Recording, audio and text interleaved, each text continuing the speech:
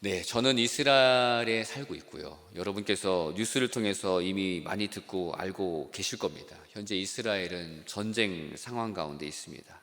많은 매체들이 지금의 상황을 두고 이스라엘과 팔레스타인의 전쟁이다라고 하지만 정확하게 말하자면은 이스라엘과 가자 지구를 점령하고 있는 하마스와의 전쟁이 더 명확한 명칭입니다.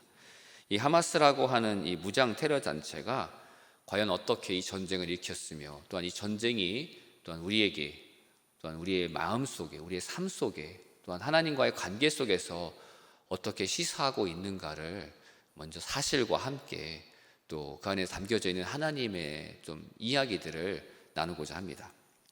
저는 이스라엘 네게브라는 광야지대를 살고 있습니다. 사진을 보시겠지만 이스라엘이 길게 되어 있는데 그 긴 영토의 3분의 1이 네게브라는 광야입니다. 정말 아무것도 없는 광야지대고요. 그 광야지대 저 한복판에 제가 표시해놨지만 그 한복판에 점 찍힌 도시에 살고 있고 저거 전경이 바로 저희 마을의 전경입니다. 제가 살고 있는 마을에는 연구소가 2개 있습니다. 사막연구소와 그리고 이스라엘 연구소가 2개가 있는데 그 연구소가 있기 때문에 유학생들이 굉장히 많고 또한 현지 유대인들도 살고 있고 저는 거기서 이 유학생들 중에 크리스찬, 그리스도인인 유학생들과 또 현지에 있는 믿는 유대인들, 메시아닉 유대인들을 공동체를 섬기고 있습니다. 예배를 섬기고 유학생들을 섬기고 또한 마을에 뭔 일이 있을 때마다 2팔 걷어붙이고 나가서 또 같이 도와주는 그런 삶을 살고 있고요. 예, 저희 마을은 굉장히 도시에서 굉장히 동떨어져 있습니다. 가까운 도시가 브엘셰바라고 하는데 한 60km 떨어져 있어요. 한 40분에서 50분을 차로 운전해 가야 되는 그런 거리이기 때문에 광야 한가운데이기 때문에 사실 전쟁의 여파가 거의 없었습니다. 지금도 조용해요. 저는 떠나왔지만 아직까지 그 마을에 살고 있는 사람들이 있고 제가 수시로 그분들과 메신저로서 잘 있는지를 물어보는 가운데 있지만 조용하게 있지만 많은 분들이 전쟁으로 인해서 저희 마을에 현재 피신해 있는 상태입니다. 저도 이제 지난 토요일 날 들어오게 됐지만 금요일 날 이제 교회에서 빨리 나오라고 하는 이제 명령을 받고 급하게 준비하고 금요일 날 토요일 날 이제 도착을 한 거죠. 사실 금요일 날 아침에 저한테 대사관에서 연락이 와서 군용기가 준비되어 있으니까 3시까지 오십시오라고 하는데 제가 마침 그날 아침에 이제 그 군부대에 필요한 물품을 전달하러 가는 길이었어요. 저희 집에서 군부대까지 한 2시간이 걸리고 왕복 4시간이 걸리는 거리인데 가는 도중에 전락을 받고 불이 나게 가서 군부대 전달해주고 불이 나게 올라와서 짐을 막 대충 때려 실었어요. 막 뭐 실었는지도 몰라요. 막 일단은 가방에 막 손에 잡힌 대로 집어넣고 집을 정리를 하고 사실 전쟁통에 버틸라고 냉장고 가득 꽉꽉 채워놨는데 그거 저희 유학생 애들한테 너희 다 퍼먹어라 그러고 주고 오고 집도 정리하고 막 비워둔 채로 오는데 마침 또 그 전쟁통에 피나 오신 분들이 집이 필요하다고 그래서 저희가 저희 아시는 분한테 부탁을 해서 그 집 열어주고 거기서 지낼 수 있도록 해달라고 부탁을 하고 왔습니다. 그래서 사실 저는 약간 정신이 없어요. 제가 얘기를 하다가 막 횡설수설하더라도 이해해 주시기 바랍니다. 지금 2가지의 시간대를 살고 있어요. 저희 핸드폰에는 지금도 여전히 계속 알람이 울립니다. 미사일이 쏴졌다, 미사일이 날라온다 알람이 울리고요. 저는 여기 있고요. 굉장히 어려운 상황입니다. 마음은 한국에 있으니까 부모님도 보고 또 이렇게 강신호 목사님 보고 하니까 마음이 좋아요. 근데 한편으로는 마음이 굉장히 무겁습니다. 왜냐? 거기 섬기는 성도들도 놓고 왔고 학생들도 놓고 왔고 모든 것을 놓고 온 상황이에요. 나오기 전에도 굉장히 많은 번민이 있었습니다. 하나님 꼭 나가야 됩니까? 교회에서 공문이 날라왔어요. 그래도 어떻게든 안 나가 보려고 막 기도를 하고 몸부림치는데 하나님께서 강권적으로 마음을 주시더라고요. 나가야 된다고. 네가 나가서 할 얘기가 있다. 여러분 앞에 서서 이스라엘에 대한 이야기를 나누고 이야기하는 것이 꼭 필요하다라고 말씀하셔서 제가 나오게 됐습니다. 지난 7일이었습니다. 안식일이었고요. 아침 새벽에 갑자기 쿵쿵 거리는 소리가 들렸습니다.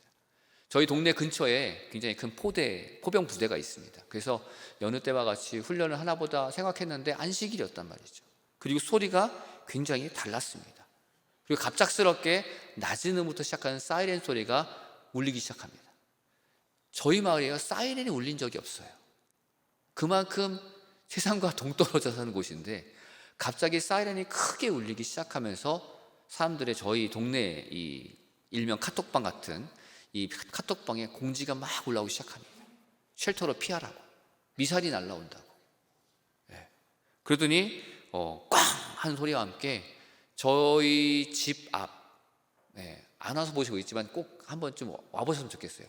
저희 집 앞에서 불과 한 30m만 나가면 광야지대입니다. 광야에 미사일이 떨어진 거예요. 저희 동네에 미사일이 떨어지는 일은요 거의 없습니다.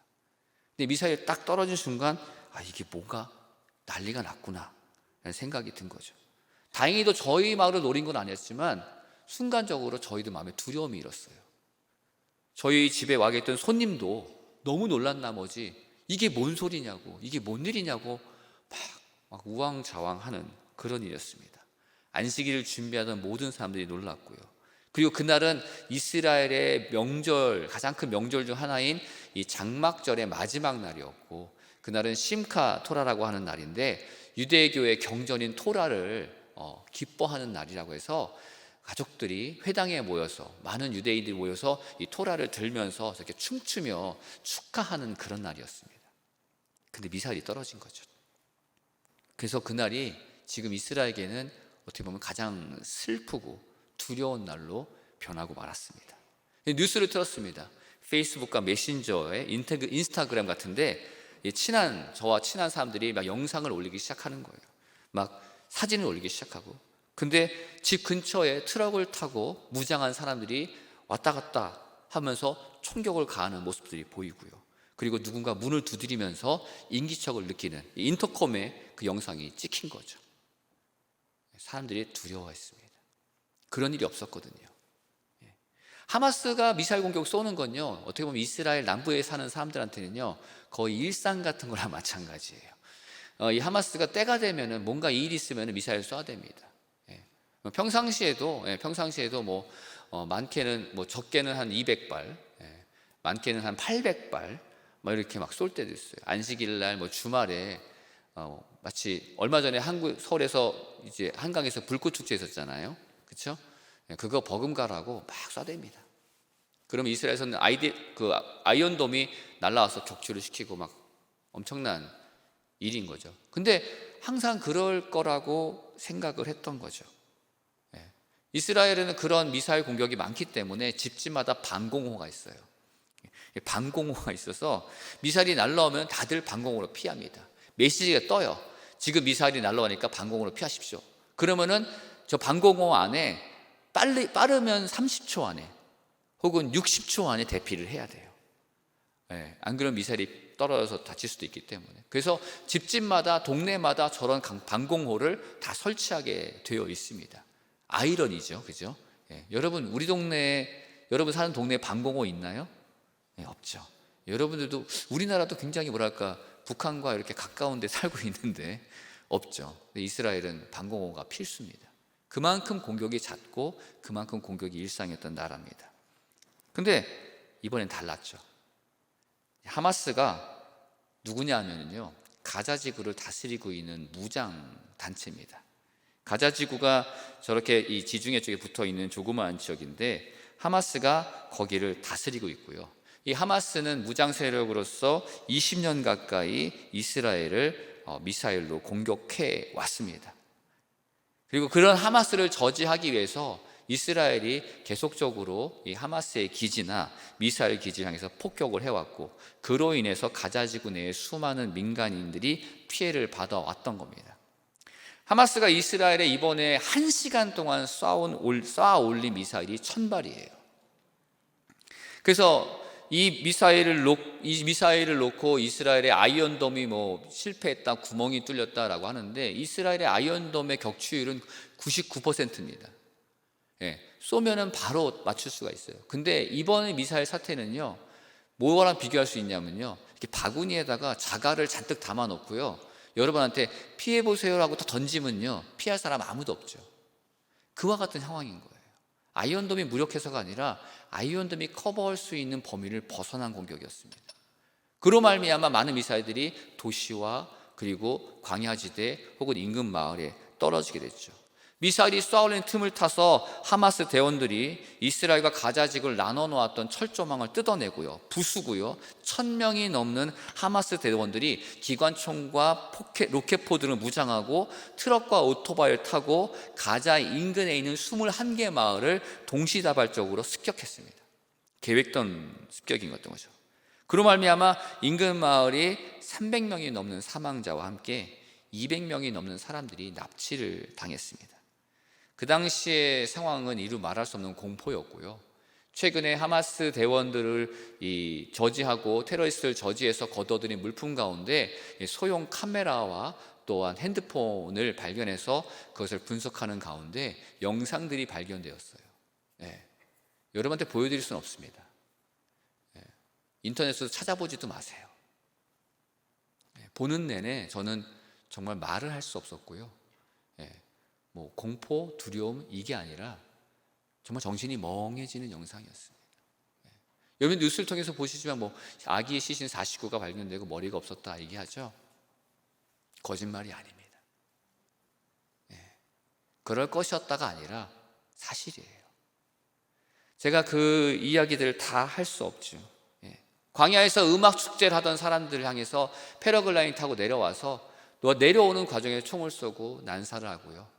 또 넘어왔던 오토바이를 타고 건너왔던 하마스 대원들이 도망가는 사람들을 향해서 총을 난사하고 차량을 통해서 탈출하는 사람들에게 로켓포를 쏘고, 여러분 제가 무슨 영화 얘기하는 게 아니에요. 미션 임파서블 이런 영화 얘기하는 게 아니라 실제적으로 일어났던 사건이고, 그 사건들을 뉴스를 통해서 미디어를 통해서 저는 계속 이스라엘에서 보고 있었습니다. 적어도 다른 곳에 사는 사람들, 다른 나라 혹은 여기 한국 같은 경우도 멀리 떨어져 있기 때문에 다른 나라 이야기다라고 할 수 있겠지만 사실 저에게는 다른 나라 이야기가 아니었던 거죠. 그날 전쟁이 터지고 그 다음날 아침에 막 동네가 어수선합니다. 그래도 배고프다고 먹겠다고 슈퍼에 가서 빵을 사러 갔죠. 슈퍼 아주머니의 얼굴이 어두운 거예요. 그래서 물어봤어요. 왜 이렇게 어두우세요? 그랬더니 아주머니가 하는 말이 자기 조카가 저 음악 축제에 갔는데 소식이 안 들린다는 거예요. 연락이 안 된다는 거예요. 옆집 아저씨, 건너편 집 이웃, 다 똑같은 비슷한 이야기를 들을 수가 있고요. 저와 굉장히 친하게 지내는 메시아닉 유대인 아저씨가 한 명 있는데 그 아저씨가 급하게 저희 채팅방에 글을 올립니다. 자기 조카가 그 가자 인근 마을에 살고 있는데 연락이 안 된다. 기도해달라. 결국 납치된 것으로 이제 판명이 됐습니다. 어저께 연락을 받았는데 납치된 것으로 판명이 됐고 그 조카의 핸드폰이 가자 지구에 있는 것으로 알게 됐다라고 하시면서 기도해달라고 하시더라고요. 남의 얘기가 아니더라고요, 저한테는. 근데 이런 이야기를 놓고 정말 아무렇지도 않다라고 얘기할 수가 없죠. 근데 하마스들은 이거를 찍어놓고 이 영상을 자랑스럽게 소셜미디어, 틱톡이라든지 이런 데다가 올려놓습니다. 아랍어로 우리가 이런 업적을 했다, 이런 일을 했다 올리고요. 더 놀라운 것은 그런 영상을 보면서 이 하마스를 자랑스럽게 여기는 이들이 있다라는 겁니다. 그리고 그것이 마치 정의인 양 포장을 하고 그런 얘기를 보게 되는데 누가 옳다 나쁘다 이 얘기를 하고 싶은 것이 아니라 저는 이걸 보면서 우리 안에, 우리의 주변에, 그리고 우리의 어쩌면 가까운 곳에 정말 내포되어 있는 악의 현실을 보게 됩니다. 우리는 악은 멀다라고 생각하잖아요. 그렇죠? 우리와 정반대에 있고 왠지 내가 저 멀리 있을 것 같지만 저는 그 악의 현실이 너무 가까운 곳에 있다는 것을 발견하게 됩니다. 여러분, 팔레스타인 사람들이 다 나쁜 게 아니에요. 팔레스타인 사람들은 나쁘지 않습니다. 오해하지 마세요. 제가 친하게 지내는 분들 중에도 팔레스타인 사람이 있어요. 저희 집에 수리하러 오시는 분이나 저희 동네에 일하러 오시는 분들 중에도 팔레스타인 분들이 꽤 많이 있어요. 제가 그분들을 모시러 그 이스라엘과 팔레스타인 서안지 국경에 가서요, 그분들 태국 온 적도 있어요. 너무 좋아요. 너무 유쾌하고 즐거우신 분들이죠. 근데 문제는 이런 사건이 터지고 나니까 제 마음에 그런 생각이 들더라고요. 내가 이분들을 다시 이전과 같은 모습, 다시 이전과 같은 시야로 볼 수 있을까라는 두려움이 생기더라고요. 이 사람도 혹시 이런 하마스의 행태를 기뻐했던 사람은 아닐까라는, 저뿐만 아니라 저희가 살고 있는 그 동네의 많은 유대인들이 아마도 비슷한 생각을 할 거라고 저는 생각을 합니다. 하마스가 이렇게 사람을 죽이고 이렇게 납치하고 사살하고 이런 것들이 우리의 시야를 완전히 바꿔보았죠. 이번 전쟁이 일어나고 나서 많은 분들이 저한테 물어봅니다. 이 전쟁을 어떻게 바라봐야 될까요? 누굴 응원해야 됩니까? 누가 옳은 걸까요? 팔레스타인이 불쌍하지 않나요? 이스라엘은 왜 팔레스타인을 괴롭히나요? 등등. 팔레스타인이 불쌍하다, 이스라엘이 꼭 그래야만 했냐. 근데 저는 오히려 묻고 싶습니다. 하마스가 민간인을 살해하고 인질을 끌고 가는 것은 맞는가? 이스라엘이 무엇을 그렇게 잘못했기에 그런 일을 당해도 싸다라고 말할 수 있는가? 누가 누구를 억압하고 판단하고 있는가? 전쟁은 옳은 게 하나도 없습니다. 전쟁이 끝나고 나면 모두가 피해자입니다. 어느 한쪽을 응원할 수도 없는 것이고 어느 한쪽을 비판할 수도 없는 것. 전쟁은 그런 거예요. 전쟁은 악한 겁니다. 전쟁은 사람의 욕심과 욕망이 들끓어 생겨나는 것이 전쟁이에요. 그 가운데 그 어느 것도 용납될 수 없는 겁니다. 선한 전쟁은요, 하나님께서 하신 전쟁만이 선한 거예요. 하나님께서 사용하신 전쟁만이 선한 것이고요, 전쟁이 하나님 손에 있을 때는 선할 수 있지만 인간의 손에 전쟁이 있는 순간 추악하고 더러워진 모습이 됩니다. 팔레스타인이 틀리고 이스라엘이 맞다? 이스라엘이 틀리고 팔레스타인이 맞다? 저울질하는 사람들의 얘기를 들을 때마다 저는 머리가 아파옵니다. 제가 이 사태가 일어나기 전에도 물론이거니와 지금도 그렇지만 이 TV나 유튜브를 통해서 여러 매체들이 이 전쟁을 다루는 것을 보면서 완전 정리를 해봤습니다. 대체적으로 매체들이 이렇게 이야기를 하더라고요. 이스라엘이 하마스에게 공격당한 것은 그동안 이스라엘이 팔레스타인을 억압하고 그들의 땅을 빼앗고 가두고 못 살게 굴었기 때문이다라고 말합니다.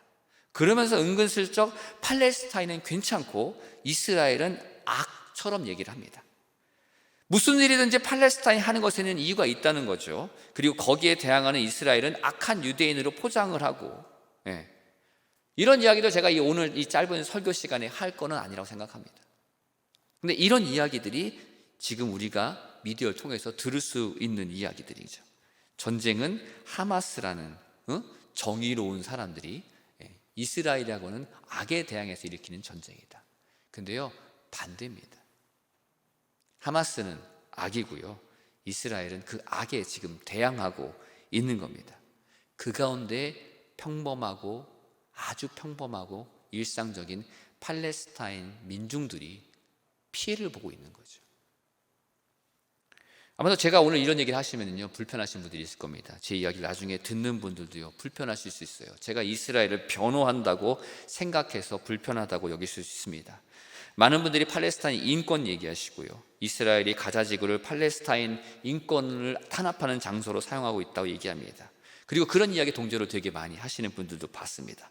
중동 전문가라고 하시는 분들 또한 그렇게 이야기를 합니다. 열린 감옥이다, 팔레스타인 서안지구를 언급하시면서 이스라엘이 팔레스타인 독립을 막고 있고 자유 독립을 원하는 팔레스타인은 저항을 하는 것이다. 우리는 이런 프레임 안에 이야기를 듣습니다. 제가 오늘 알고 있는 이야기를 다 쏟아내고 여러분이 다 들었다 할지라도 어떤 분들은 이미 마음속에 이런 프레임을 가지고 아니야, 네가 틀렸어, 네가 잘못 알고 있는 거야 라고 말씀하실 수 있습니다. 그래서 제가 오늘은 짤막하게, 정말 지금까지 이야기하고 짤막하게 이 전쟁의 배경이 되었던 이야기들을 해드리고요, 그리고 하나님께서는 이걸 어떻게 이야기하시는가를 좀 나누고자 합니다.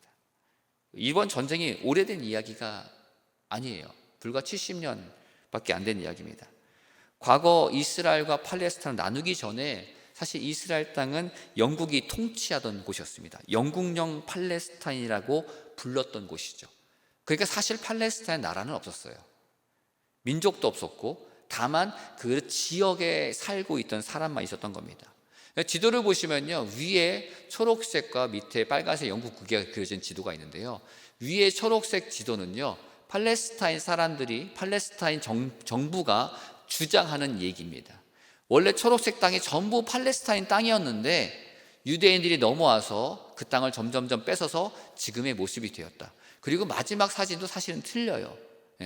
그리고 밑에 있는 건요, 공식적인 이 역사적인 기록적 관점에서 보여진 지도입니다.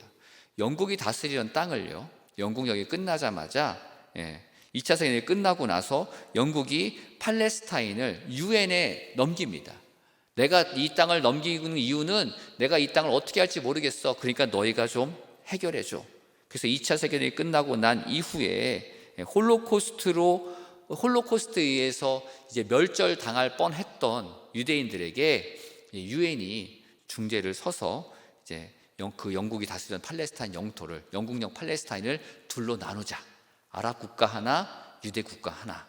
그래서 여러분이 보시기에 초록색 지금 지도에 파란색으로 표시된 곳이 유대 국가, 그리고 주황색으로 표시된 것이 아랍 국가입니다. 보시면은 그럼 유대 국가가 더 영토가 넓은 거 아니에요? 하실 수 있겠죠. 그렇죠? 근데 파란색, 아래쪽 파란색 부분을 제가 뭐라고 그랬어요? 네게부. 무슨 지대예요? 광야지대.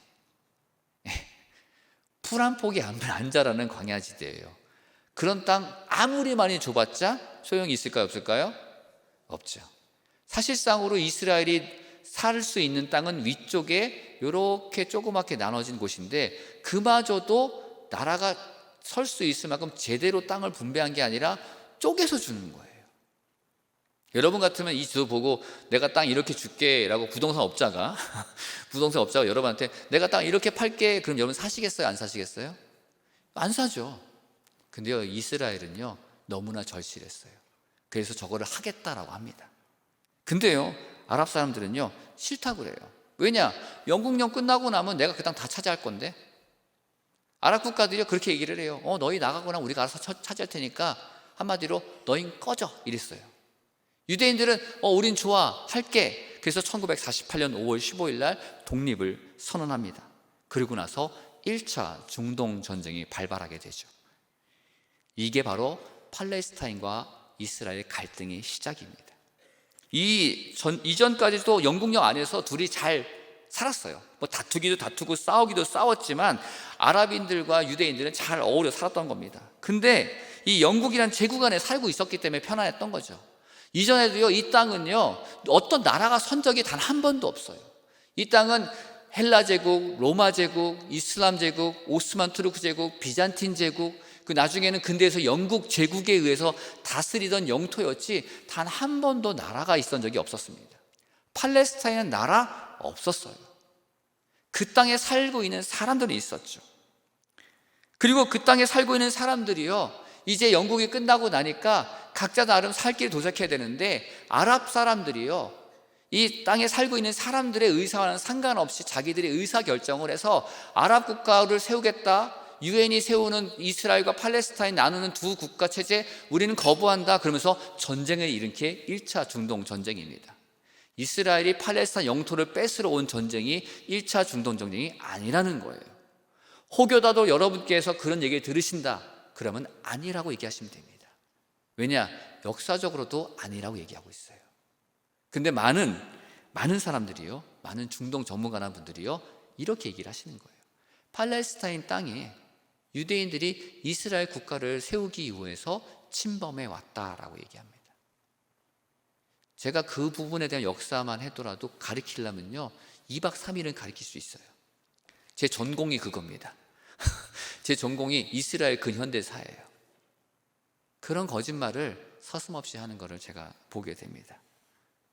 지금도 많은 사람들이 팔레스타인이 블레셋의 후예이고 그 땅에 오랫동안 살아왔던 토종 민족이라고 알고 계세요. 아니거든요. 블레셋이란 민족은요 헬라 제국 시대 때 알렉산더 대왕에 의해서 멸절당했어요. 남아있질 않습니다. 팔레스타인 사람이라고 한다면요 모든 팔레스타인에 살고 있던 이주민들을 이야기하고 있는 겁니다. 이슬람 제국, 오스만 제국, 그 제국들 사이에서 수많은 민족들이요, 수많은 종족들이요, 그 팔레스타인 땅으로 이주하게 됩니다. 그래서 사실 어느 한 민족이 팔레스타인 민족이다라고 얘기할 수 없어요. 거기에는 드루즈족도 있고요, 그리고 아랍족도 있고요, 아랍 민족도 있고요. 이것도 애매하긴 하지만, 그리고 거기에는 베두인도 있고요, 유대인도 있었고요. 다양한 민족들이 어우러 살던 영토가 그들이 주장하는 팔레스타인이라는 땅이었습니다. 그러니까 여러분들이 팔레스타인 민족 이러시면 사실은 맞는 건 아니에요. 그 민족이란 말은 생겨난 지 불과 30년도 안 된 단어거든요. 이 폭격에 의해서 민간인 사망자가 나왔다고 얘기를 합니다. 또 다른 거짓말 말씀드린 거예요. 하마스가 얘기를 합니다. 이스라엘이 폭격을 해서 민간인 사망자가 나왔다. 우리는 아무것도 안 했는데 이스라엘이 무조건적으로 미사일 쐈다. 이렇게 얘기를 할 때가 있어요. 그리고 뉴스에도 나오잖아요. 이스라엘이 가자 지구를 폭격해서 민간인 사망자 속출 이렇게 나오잖아요. 이스라엘이요, 아무 짓도 안 했는데 괜히 가자 지구 폭격하는 그런 극악무도한 폭력배들이 아닙니다. 근데요, 뉴스에는요, 하마스가 미사일 쏴서 대응했다 얘기는 안 나오고요, 이스라엘이 폭격했다만 나와요. 안에서 뉴스를 보고 있는 저로서는요, 답답해 미치는 거예요. 왜냐? 인과가 아니라 과만 나오기 때문에 그래요. 원인의 제공이 있었는데도 불구하고 원인은 얘기를 안 해요.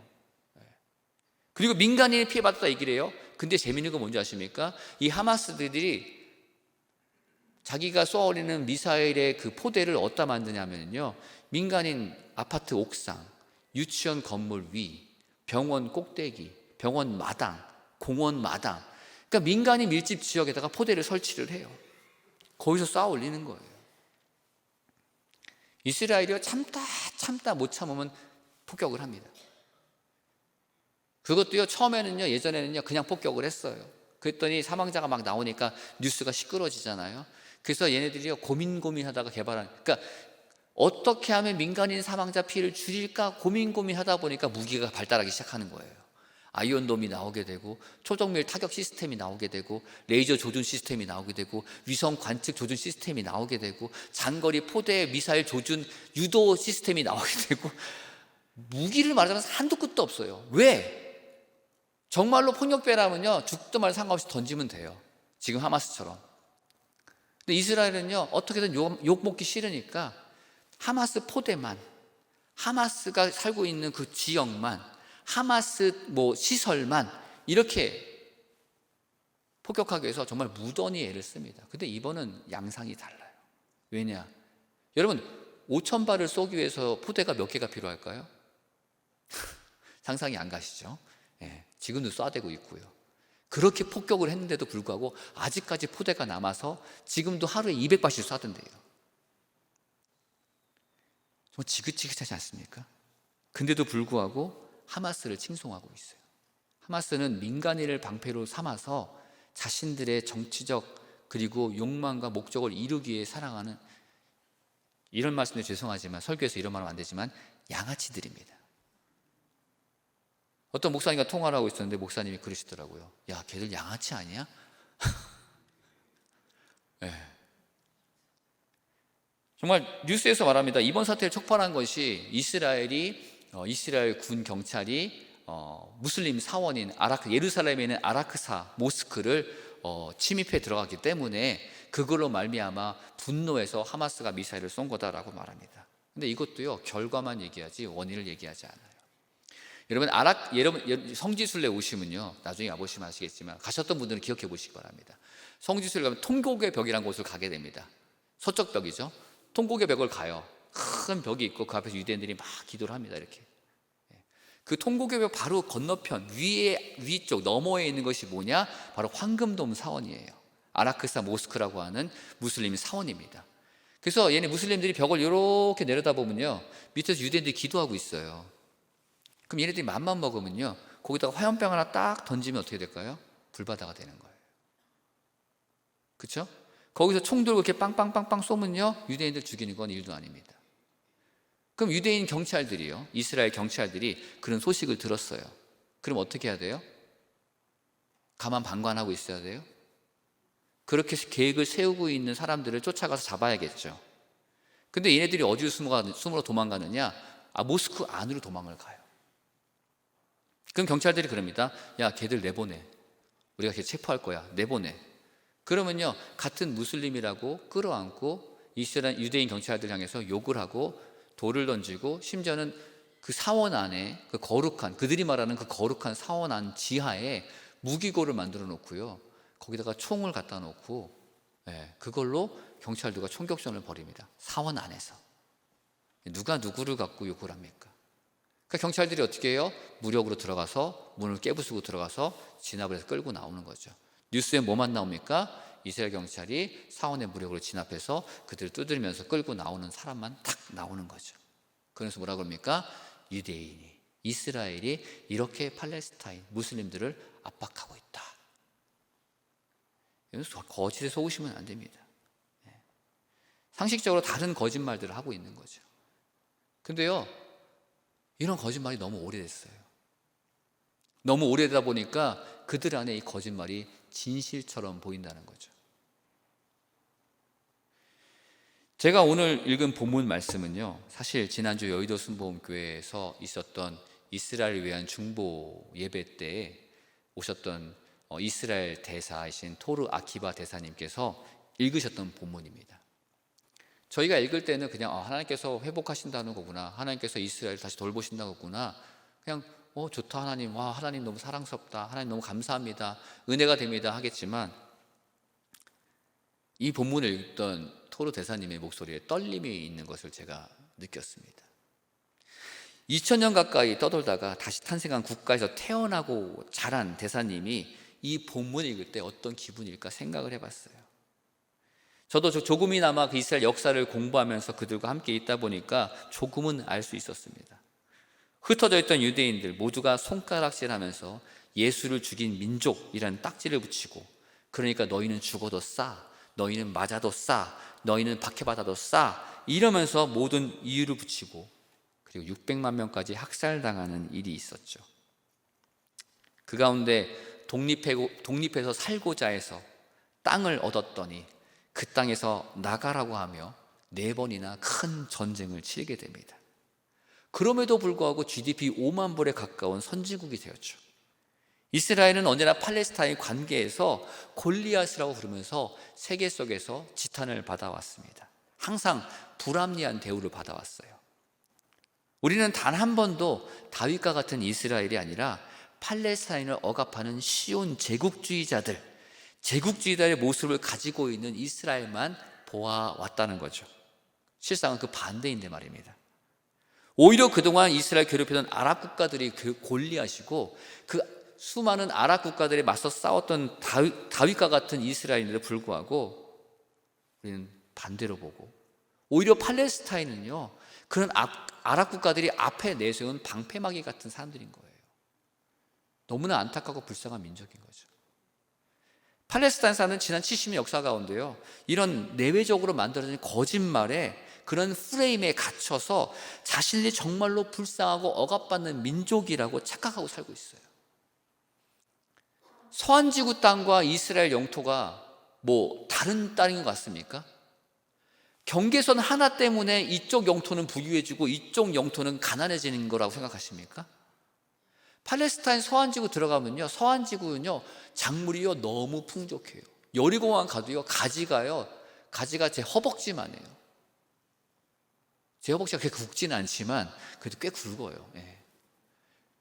과실이요 토실토실하고요, 유대인들도요 과일은 여리고지 이럴 만큼 너무 풍성한 땅이 팔레스타인 영토예요. 가난하다고요? 안 가난해요.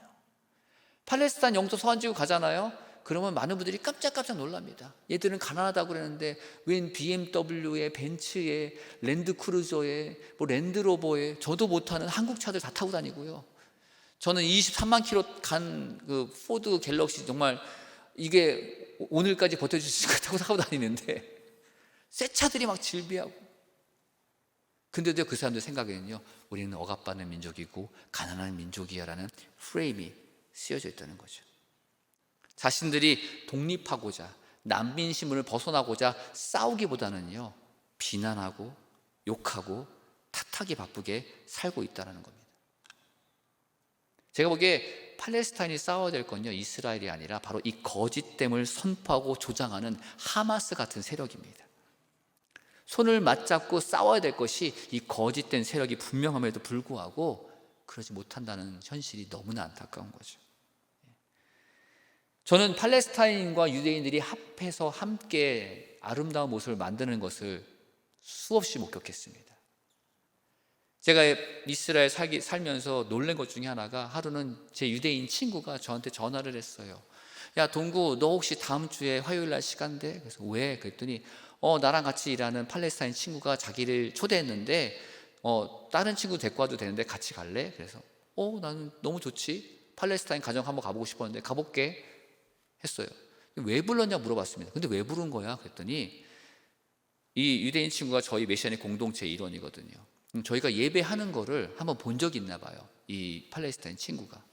그래서 하는 말이, 야 너희들 하는 그거 모여서 하는 그 노래하고 하는 그 모임, 그거 우리 집에서 하면 안 돼? 이러더라는 거예요. 그래서 유지한테 물어봤더니, 야 너 우리가 하는 게 뭔지 알아? 그랬더니 너 뭐 모여서 노래하고 뭐 이사 예수 찬양하고 그런 거 하는 거잖아. 근데 그걸 너희 집에서 하자고? 우리 집에서 하고 싶어. 그래서 불렀다는 거예요. 저희가 너무 놀라고, 정말 가도 되는 거야? 그때 가도 된대요. 그래서 차를 타고 가서 국경에서 그 팔레스타인 안에 차량은 다르거든요. 그래서 차를 세워놓고 그 팔레스타인 친구와 가족들이 몰고 온 차를 나눠서 타고 그 집에 갔어요. 갔더니 부인이 3명이더라고요. 애도 많고. 그래서 그 차를 대접받고 막 이렇게 같이 모여서 여기서 예배하는 건가 이랬더니 갑자기 그 친구가 예배는 여기서 안 하고 너희 하는 그거 여기서 안 하고 내가 마을회관을 빌려놨어 이런 거예요. 아니 마을회관에서 이 무슬림들이 사는 마을에서 우리가 가서 예배를 하고 찬양을 해도 된다고? 그랬더니 괜찮아. 갔더니 마을 한켠에서 젊은 친구들이 이제 축구를 보고 있더라고요, 그 회관 안에서. 저희는 이제 이쪽 구석에서 이제 자리를 펴고 이제 키보드 놓고 이제 기타 치면서 이렇게 해갖고 복사해온 이제 찬양 그거를 놓고 이제 막 부르기 시작했죠. 지금은 엘리야 때처럼 이러면서 눈치 보면서 부르고 있었죠. 그또 거기 아랍 그 아줌마도 열심히 따라 부르는 거예요, 영어로 된 거를. 그때 여기서 축구를 보던 친구들이 슬금슬금 이렇게 와요.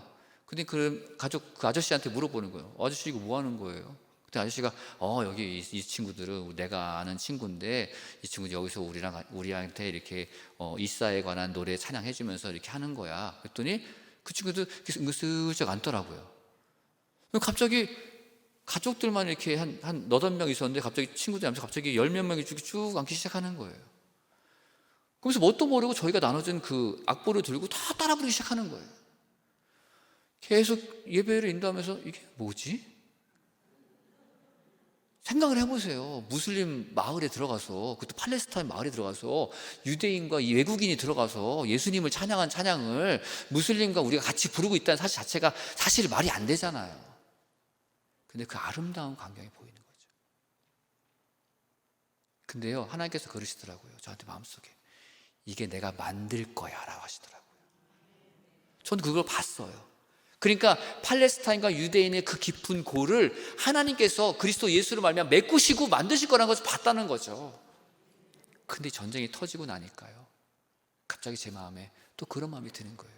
주님, 가능해요? 주님, 이게 가능해요? 근데 오늘 대사님 읽었던 말씀에 보면요, 하나님의 구원이 들어올 때가 써 있어요. 내가 너희를 구원하리라. 내가 너희를 그 고통 가운데서 그 아픔 가운데서 구원해낼 것이다 얘기를 해요. 그럼 이 말씀만 보면요, 이스라엘 구원받는 거 해요. 근데 대사님이 마지막 구절에 굉장히 힘을 주고 읽었습니다. 우리가 다시 한번 그 30장의 11절 말씀을 제가 읽을 텐데요, 잘 들어보세요. 이는 여호와의 말씀이라. 내가 너와 함께 있어 너를 구원할 것이라. 너를 흩었던 그 모든 이방을 내가 멸망시키리라. 그럴지라도 너만은 멸망시키지 아니할 것이다. 여기까지 좋아요. 근데 그러나 내가 법에 따라 너를 징계할 것이요 결코 무죄한 자로만 여기지는 아니하리라고 말씀하시는 거죠. 대사님이 이 말씀을 읽었는데 제 마음에 그런 생각이 들더라고요. 대사님도 각오를 하셨구나. 뭐냐? 이스라엘이 이 전쟁을 치르고 나면은 이스라엘이 감당해야 될 것들이 너무나 많구나. 이 거짓된 세상과 싸워서 그들이 얻어야 될 것보다도 잃을 것이 많구나. 그럼에도 불구하고 대사님께서 기도하실 때 이렇게 기도를 요청하시더라고요. 여러분, 성도 여러분, 기도해 주실 때 이스라엘 군이 교전 수칙을 잊어버리지 않고 그들이 그것을 잘 따라서 민간인 피해자가 아주 적게 날 수 있도록, 아예 날 수 없으니까 적게 날 수 있도록 기도해 주십시오 라고 한다는 거예요. 여러분, 이 말씀을 들으면요, 무슨 내용인가 잘 모르실 거예요. 이스라엘 군대는요, 교전 수칙이 있습니다.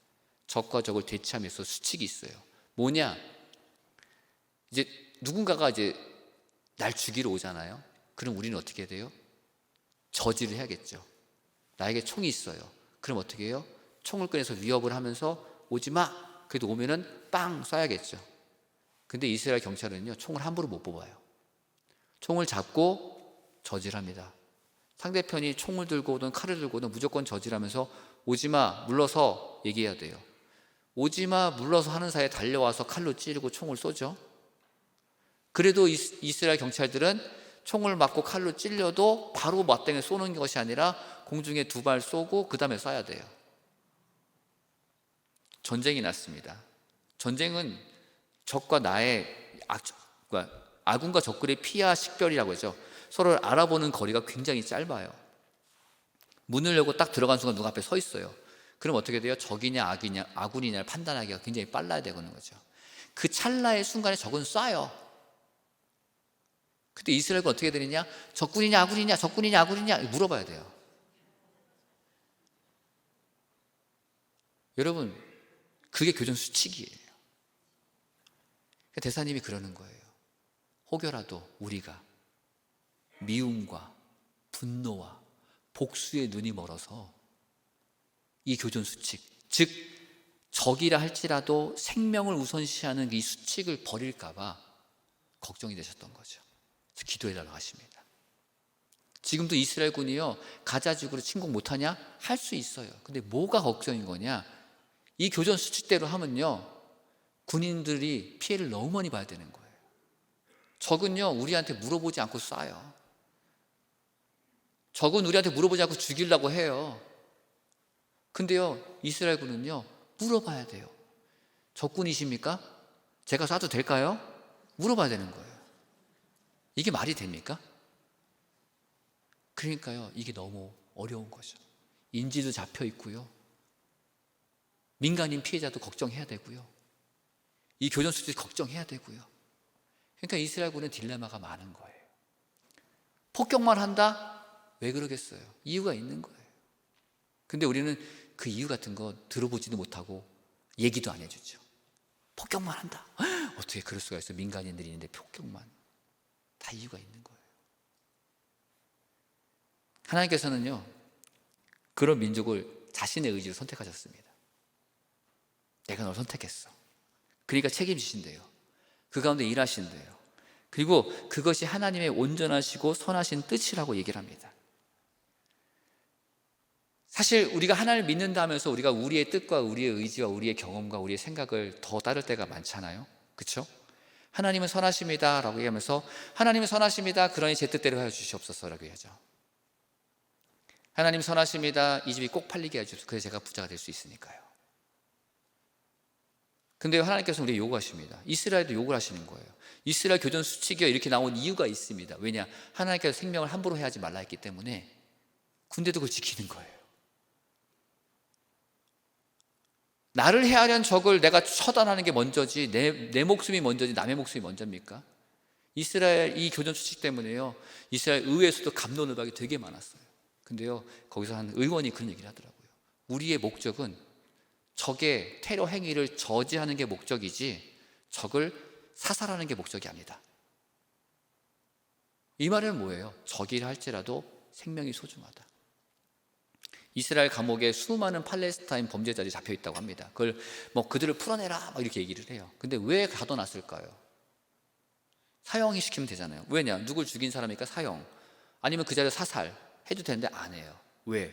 정말로 불가피하게 총격전이 일어나는 가운데 죽은 사람도 있지만 도망간 사람을 쏴 죽인다거나 혹은 엉뚱한 사람을 쏴서 죽여야 되는 분노적 행위는 절대 하지 않습니다. 왜? 생명이 소중하니까. 그들은요, 다 유대교를 믿고 다 따르는 건 아니지만 그 저변에요, 이 말씀에 대한 규율이 깔려 있어요. 우리의 상식과 우리의 의지와 우리의 뜻이 먼저가 아니라 우리가 이 땅에 살게 해주시고 이 땅을 살게 했던 그 우리의 여호와 하나님이 말씀하신 그 말씀, 적어도 기본 하나는 지켜보자라는 게 그들의 생각인 거예요. 전쟁이 터지고 나서요, 저는 매일 새벽마다 울며 기도했습니다. 너무 화가 나고 너무 답답하고 너무 슬픈 나머지 처음에는 하나님이 전쟁을 막아주시옵소서 기도하고요, 잡혀간 이들의 생사가 위해서 기도하고요, 막 기도하고 있는데 하나님께서 기도를 바꾸시더라고요. 처음에 하나님, 기도를 통해서 전쟁을 막아주옵소서 하는데 기도를 바꾸시면서 새벽에 저한테 물어보시기 시작하십니다. 너 나를 신뢰하냐? 너 나를 믿냐? 진정 내가 옳다는 것을 믿을 거냐? 이 전쟁 가운데서 내가 그 의를 행할 거란 것을 믿느냐라고 물어보시는 거예요. 제가 아무리 봐도 전쟁에 하나님의 선함은 없어 보이고 의도 없어 보이고 흉악무도한 이들의 강력한 얘기들만 있을 뿐이지 그 어느 것도 없는데 하나님께서 물어보시더라고요. 그래서 저는 온전히 신뢰할 수밖에 없었습니다. 기도하면서 울면서 기도했어요. 주님, 제가 믿습니다. 신뢰합니다. 그러자 하나님께서는요, 저를 눈물을 흘리며 기도하게 하시더라고요. 새벽마다 아침 내내 울었습니다. 저희 아내와 제가 또 같이 오셨던 또 선교사님과 아침 내내 울면서 한 거라고는요, 주님은 선하십니다. 주님은 자비하십니다. 주님은 놀라우십니다. 주님은 의로우십니다. 계속 경배만 드렸어요. 계속 경배만.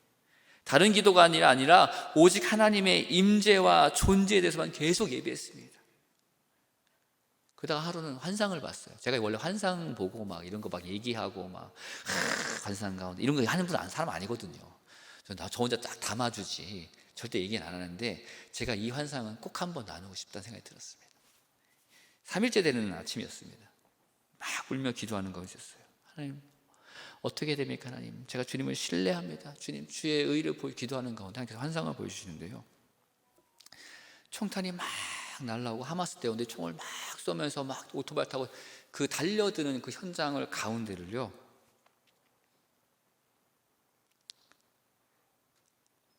예수님께서 걸어가십니다.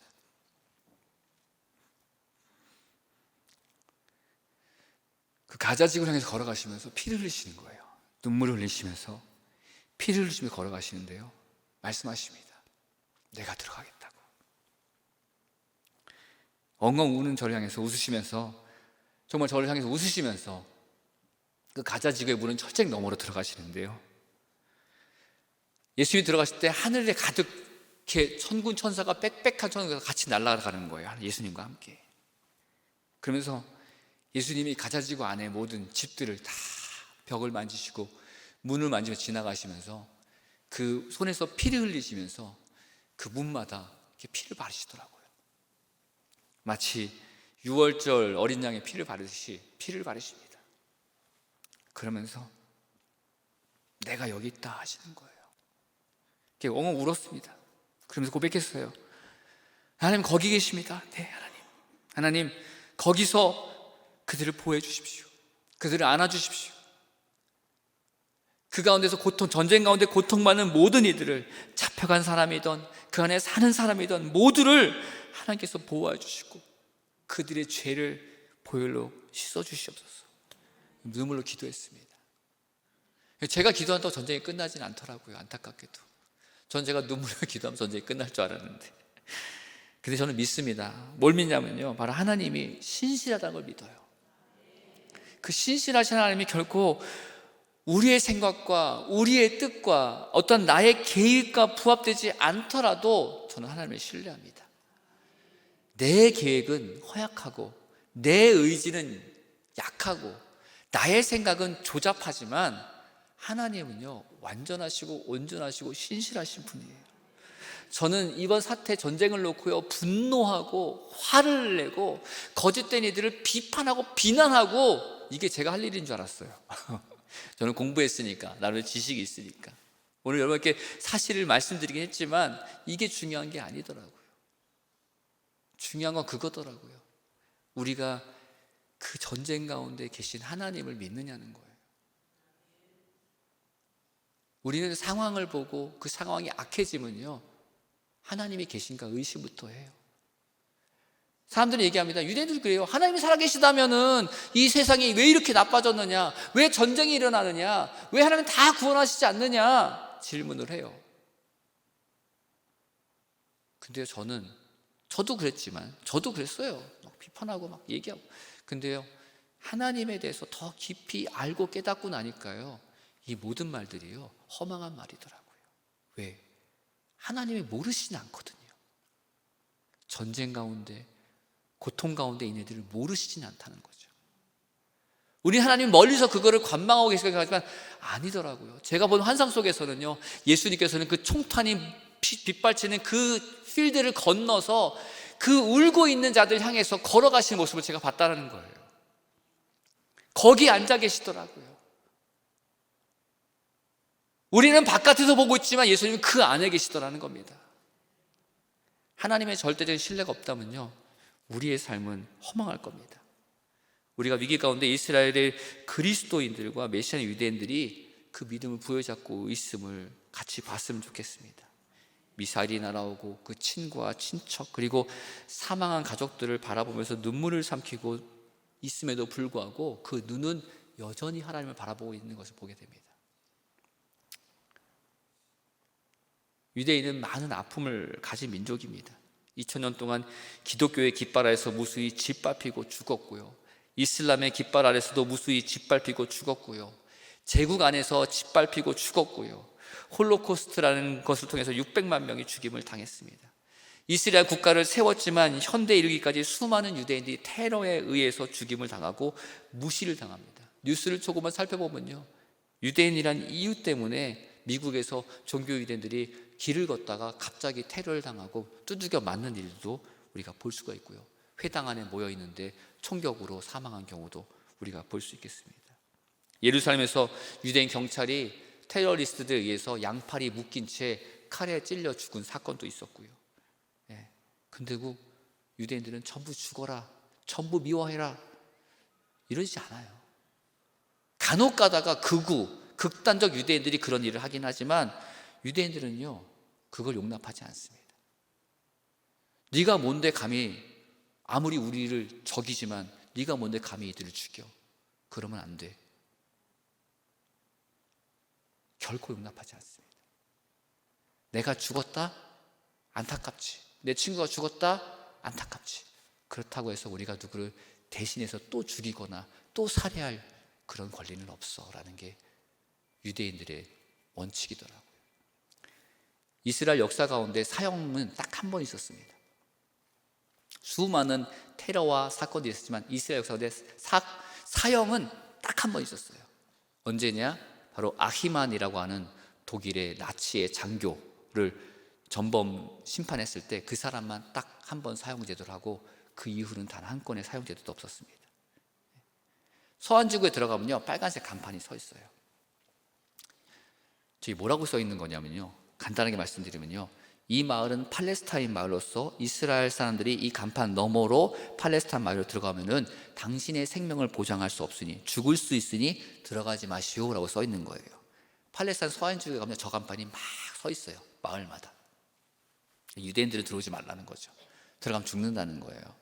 근데 이스라엘에 딱 넘어오잖아요. 이스라엘은 그 어느 마을, 어느 도시에도 저렇게 당신은 팔레스타인 사람이면 들어오지 마시오, 당신 죽을 수 있어, 이거 없어요.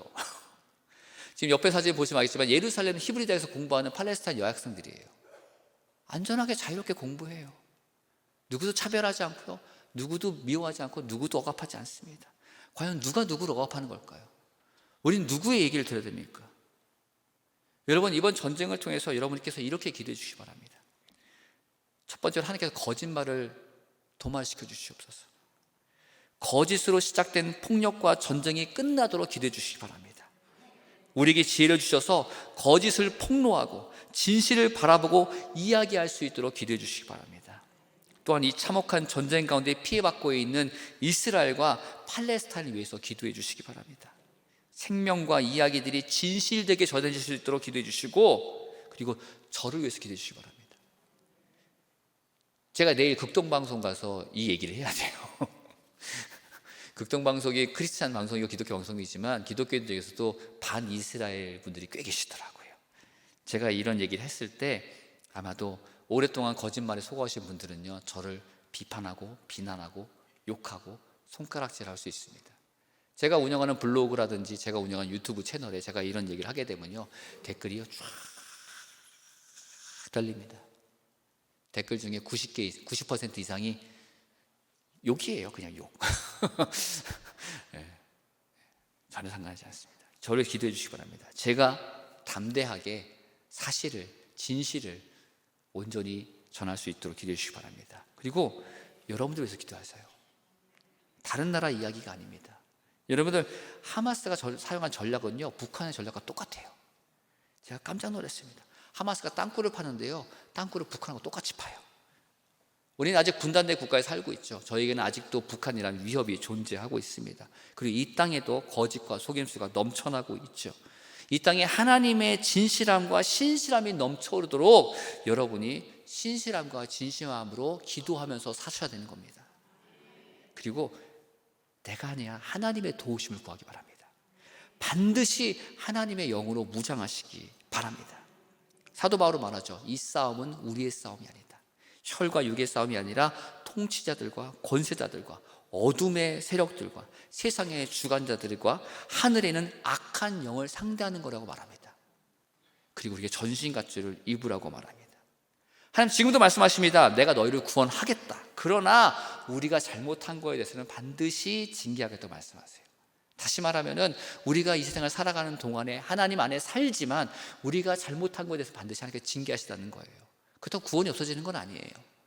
그렇다면 우리가 징계받지 않기 위해서 어떻게 됩니까? 하나님 안에 끊임없이 우리를 하나님 안으로 밀어넣고 살아야 되는 겁니다. 많은 것 못 지키지만 유대인이 그 단 한 가지 생명에 대한 원칙을 지키기 위해 노력하는 것처럼 우리도 하나님께 징계받기보다는 칭찬받을 수 있도록 계속 우리 자신을 하나님께 몰아 넣어야 되는 겁니다. 오늘 제가 이스라엘 상황에 나누었습니다. 너무나 긴 시간 두서없이 이야기하느라고 어찌 보면 설교라기보다는 보고처럼 됐고 은혜를 끼치기보다는 여러 가지 근심과 걱정을 드린 것 같아서 정말 죄송합니다. 그러나 여러분이 지금의 상황을 좀 잘 이해해 주시고 또한 기도할 수 있도록 배경을 드리고자 했습니다. 저는 하루빨리 돌아가고 싶습니다. 그 땅에 다시 돌아가서 남은 이들과 같이 예배하고 또한 기도하고 무너진 마음을 치유하고 싶은 그런 마음입니다. 더욱이 이번 전쟁이 끝나서 정말로 가자 지구가 열린다면은 저희 믿는 공동체들과 함께 그 가자 지구에 들어가서 그 땅에 무너진 마음도 한번 회복할 수 있는 기회를 얻었으면 하고 기도하고 있습니다.